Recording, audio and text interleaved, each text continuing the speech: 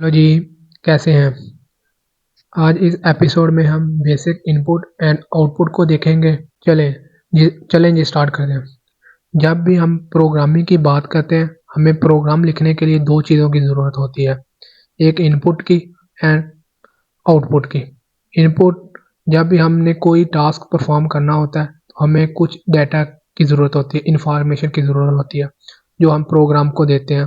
Programme इसके ऊपर कुछ परफॉर्म करता है, arithmetic and logical operation, different operation perform करता है। उसके बाद जो रिजल्ट आता है उसको हम स्क्रीन के ऊपर डिस्प्ले करते हैं। आप अपनी रियल लाइफ में बहुत सारी एप्लीकेशन देखते हैं। आप जब भी कोई एप्लीकेशन फिर जैसे फेसबुक या व्हाट्सअप जब भी आप उसको डाउनलोड करते हैं, उसके ऊपर आप कुछ अपनी इंफॉर्मेशन देते हैं, उसके बाद वो आपको उसके बदले आउटपुट दे रहा होता है। और इसी तरह हम जब प्रोग्राम लिखते हैं, ये उसमें भी हम कुछ इनपुट देते हैं, कुछ वैल्यू देते हैं, डाटा देते हैं, फिर वो प्रोग्राम इसके ऊपर प्रोसेस करता है और उस प्रोसेस के बदले कुछ आउटपुट हमें डिस्प्ले करता है। और इस इनपुट और आउटपुट के लिए दो स्ट्रीम यूज होती हैं, input stream and output stream. Input stream में इन डाटा देते हैं प्रोग्राम को, जिसमें बाइट्स की direction device to main memory की तरफ होती है। मतलब कि जब कीबोर्ड से आप डाटा इंटर करते हैं, वहाँ से मेन मेमोरी की तरफ इसकी डायरेक्शन होती है बाइट्स की। और आउटपुट में मेन मेमोरी से डिवाइस की तरफ, मतलब स्क्रीन की तरफ, डिस्प्ले स्क्रीन की तरफ फ्लो होता है आपके बाइट्स का। इनपुट एंड आउटपुट के लिए हम कुछ हेडर फाइल भी यूज़ करते हैं, जैसे आईओ स्ट्रीम। ये आईओ स्ट्रीम का मतलब है कि input, standard input output stream. इसके अंदर सी इन, सी आउट, सी एरर, सी लॉग ऑब्जेक्ट्स इंस्टेंस यूज़ करते हैं हम। IO manipulator, input output manipulator, इसका के लिए हम आउटपुट को मैनिपुलेट करने के लिए यूज़ करते हैं। फाइल स्ट्रीम लाइब्रेरी या हेडर फाइल आ जाती है। ये आप जब अपने डाटा को परमानेंटली स्टोर करना चाहते हैं तो fstream header file use करते हैं। Bits and slash std C plus plus, ये इसके अंदर तमाम स्टैंडर्ड लाइब्रेरी डिफाइन होती हैं। जब आपके पास टाइम कम हो, आप ज़्यादा प्रोग्राम करना चाहते हैं, मतलब ज़्यादा परफॉर्म करना चाहते हैं प्रोग्राम के अंदर, तो आप ये हेडर फाइल इंक्लूड कर देते हैं। चलेंगे C out and C in stream को देते हैं। सी आउट स्ट्रीम जो होती है ये डाटा को डिस्प्ले करने के लिए, आउटपुट को डिस्प्ले करने के लिए यूज़ करते हैं। इसके साथ सी आउट के साथ हम इंसर्शन ऑपरेटर यूज़ करते हैं, जो डाटा को इंसर्ट कर रहा होता है सी आउट में, और सी आउट उसको स्क्रीन के ऊपर डिस्प्ले करता है। इसी तरह सी इन के साथ तो हम एक्सट्रैक्शन ऑपरेटर यूज़ करते हैं, जो यूज़र से इनपुट लेता है, कीबोर्ड से इनपुट लेता है, उसके बाद उसको मेन मेमोरी में इंसर्ट कर रहा होता है। फिर आ जाता है सी एरर एंड सी लॉग, ये भी स्ट्रीम्स ही हैं। इनको भी हम, सी एरर को हम इमीडिएटली एरर मैसेज को डिस्प्ले करने के लिए यूज़ करते हैं। और सी एरर, सी आउट सेम ही काम करते हैं, सिर्फ डिफरेंस इतना है कि सी एरर मैसेज को स्टोर नहीं करता, ये डायरेक्टली मैसेज को डिस्प्ले करता है। और C log and C error same ही हैं, लेकिन सी लॉग मैसेज को पहले बफर में स्टोर करता है, उसके बाद उसको डिस्प्ले करता है। फिर हम सी इन और इसके मेंबर फंक्शन आ जाते हैं। सी इन को हम इनपुट लेने के लिए यूज़ करते हैं, और सी इन गेट लाइन भी हम करेक्टर, नंबर ऑफ करेक्टर को लेने के लिए यूज़ करते हैं। सी इन गेट को भी सिर्फ सी इन जो होता है ये वाइट स्पेस को एक्सेप्ट नहीं करता, C in dot getline white space को एक्सेप्ट करता है, और साथ ही गेट लाइन और स्लैश एन को भी एक्सेप्ट करता है। डॉट गेट वाइट स्पेस को एक्सेप्ट करता है, लेकिन स्लैश एन को एक्सेप्ट नहीं करता। सी इन रीड, ये हम करेक्टर को डिस्प्ले बताते हैं कि बफर के अंदर कितने करेक्टर को वो रीड करे। सी इन डॉट इग्नोर फंक्शन, इसको हम करेक्टर को इग्नोर करने के लिए यूज़ करते हैं, जब लिमिट से ज़्यादा करेक्टर हो उसको इग्नोर करने के लिए यूज़ करते हैं। C out and member function, C out data को डिस्प्ले करने के लिए यूज़ करते हैं। सी आउट डॉट राइट, हम करेक्टर स्ट्रिंग प्रोवाइड की है प्रोग्राम को, उसमें हम चाहते हैं कि इतने करेक्टर को डिस्प्ले करे। और सी आउट डॉट पुट, उस जो सी डॉट राइट के साथ हम डिस्प्ले करके उसके लास्ट पर कुछ वैल्यू या नंबर या कुछ करेक्टर हम ऐड करना चाहते हैं, तो वो सी पुट से हम कर सकते हैं। C out dot precision.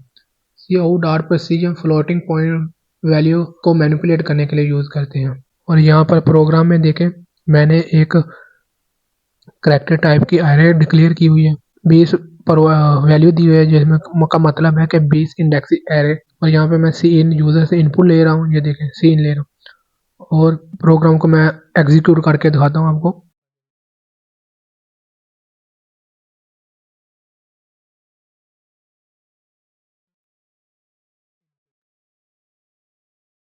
यहाँ पर देखें, मैंने जब बेसिक इनपुट इंटर किया तो उसने बेसिक को डिस्प्ले कर दिया आउटपुट में, और इनपुट को इग्नोर कर दिया, क्योंकि ये सी इन वाइट स्पेस को एक्सेप्ट नहीं करता। इसलिए उसने वाइट स्पेस के बाद जितनी वैल्यू है, वाइट स्पेस के बाद जितनी वैल्यू उन सबको इग्नोर कर दिया। और यहाँ पर देखें, मैंने सी इन डॉट गेट लाइन का फंक्शन यूज़ किया। इसके लिए मैंने एक करैक्टर एरे डिस्प्ले डिक्लेयर की हुई है। उसके अंदर फिर मैंने सी इन गेट लाइन का फंक्शन यूज़ किया और ये एरे का नाम पास किया और साथ ही 10 को पास किया। वो बता रहा हूँ मैं कि इतने करैक्टर को एक्सेप्ट करे, बाकियों को इग्नोर कर दे। जब इसको मैं एग्जीक्यूट करता हूँ,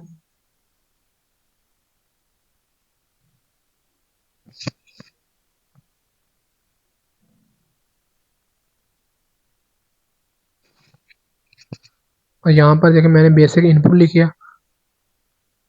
जब मैंने इसको एग्जीक्यूट किया तो ये देखें बेसिक स्पेस इनपुट की उनके सिर्फ पहले 3 करैक्टर को डिस्प्ले किया है। तो मतलब कि ये वाइट स्पेस को एक्सेप्ट कर रहा है, लेकिन इसके अंदर मैंने एक वैल्यू पास किया 10 के 10 करैक्टर को एक्सेप्ट करे। उसने 10 करैक्टर को, ये इसमें जो वैल्यू एक्सेप्ट करता है ये n-1 होता है, मतलब 9 करैक्टर को एक्सेप्ट करेगा। सी इन गेट फंक्शन भी ऐसे ही काम करता है, बस दोनों में डिफरेंस इतना है कि एक गेट लाइन बैकस्लैश एन को एक्सेप्ट करता है और गेट फंक्शन बैकस्लैश एन को एक्सेप्ट नहीं करता। बस इतना है, बाकी दोनों में कोई डिफरेंस नहीं है, दोनों सेम ही काम करते हैं। और यहाँ पर देखें मैंने सी और इसके मेंबर फंक्शन को यूज़ किया हुआ है। सबसे पहले मैंने 2 करैक्टर वेरिएबल एक करैक्टर एरे डिक्लेयर की हुई एंड एक करैक्टर वेरिएबल को डिक्लेयर किया हुआ और एक फ्लोट वेरिएबल को डिक्लेयर किया हुआ है। तीनों को मैंने वैल्यू असाइन कर दी है। यहाँ देखें मैंने करैक्टर एरे उसको basic input and output value assign की हुई है। करैक्टर जो वेरिएबल है उसको सिर्फ एक करैक्टर असाइन किया हुआ है और नीचे फ्लोर वेरिएबल को मैंने वैल्यू असाइन की हुई है।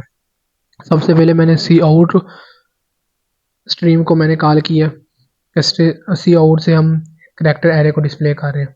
फिर नीचे मैंने सी आउट डार उसके मेंबर फंक्शन को यूज़ किया, सी आउट डार राइट, मतलब कि ये मेंबर फंक्शन का मतलब ये है कि ये मैं एरे है उसके अंदर पहले 10 करैक्टर को डिस्प्ले करना चाहता हूँ।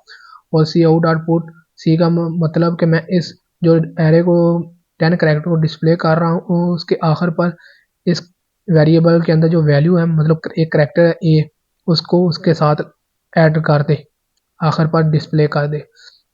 सी आउट डॉट प्रोसीजर ये फ्लोटिंग पॉइंट वैल्यू के साथ डील करता है, उनको मैनिपुलेट करता है। यहाँ पे मैंने इसके बताया कि जो फ्लोटिंग पॉइंट है उसके 3 वैल्यू को डिस्प्ले करे, और नीचे वाले फंक्शन में बताया कि 6 वैल्यू को डिस्प्ले करे। इसको एग्जीक्यूट करते हैं। जब मैंने इसको एग्जीक्यूट किया तो हमारी जो पहली रो में आउटपुट आ रही है वो लिखा हुआ बेसिक इनपुट एंड आउटपुट, ये सी आउट हमें बता दे रहा है, सी आउट स्ट्रीम से आ रही है। और नीचे जो बेसिक इनपुट आ रही है वो, सॉरी यहाँ पे ना वैल्यू डिस्प्ले नहीं हो रही सही तरह।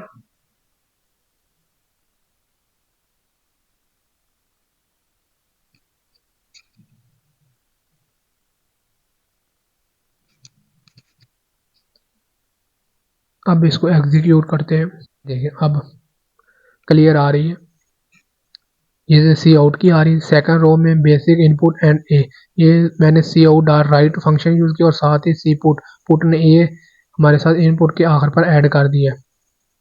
ये देखो उसने ना सी इन डार राइट ने ना पहले 10 लेटर को डिस्प्ले किया हुआ है। और नीचे फ्लोटिंग पॉइंट का देखते हैं, जो मैंने प्रेसिजन फंक्शन यूज़ किया उसमें देखें मैंने बताया पहले 3 वैल्यू को डिस्प्ले का, उसने 23.5 को डिस्प्ले कर दिया। और नीचे आखिरी रो में देखें तो उसने 6 वैल्यू को डिस्प्ले किया। दो पॉइंट से पहले देखें 2 और पॉइंट के बाद 4 वैल्यू को डिस्प्ले किया हुआ। ये था हमारा basic input and output stream. कैसे हम यूज़र से इनपुट ले सकते हैं कीबोर्ड से मतलब, और किस तरह हम उस वैल्यू को जो हमारी आउटपुट है उसको डिस्प्ले कर सकते हैं स्क्रीन के ऊपर। हम आगे भी पूरे प्रोग्राम के अंदर देखें, जो भी हमारा कोर्स है उसके अंदर देखेंगे सी इन सी आउट को। जैसे जैसे कोई नई लाइब्रेरी सी है, कोई नई सी इन एंड सी आउटपुट की स्ट्रीम आएगी, मैं आपको साथ साथ एक्सप्लेन करता रहूँगा। चलें जी, बेस्ट ऑफ लक, फिर मिलते हैं नई वीडियो के साथ।